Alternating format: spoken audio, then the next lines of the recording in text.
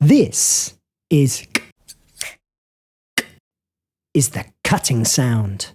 It's a small sound, and it can be quite hard to hear. It comes very quickly, like a pair of scissors cutting. It can't stretch into other sounds because it comes so quickly. We can see how quickly k comes by snipping our fingers together like scissors.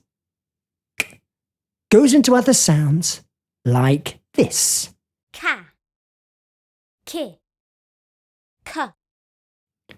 K likes to go into words like cat, cow, crown, and king.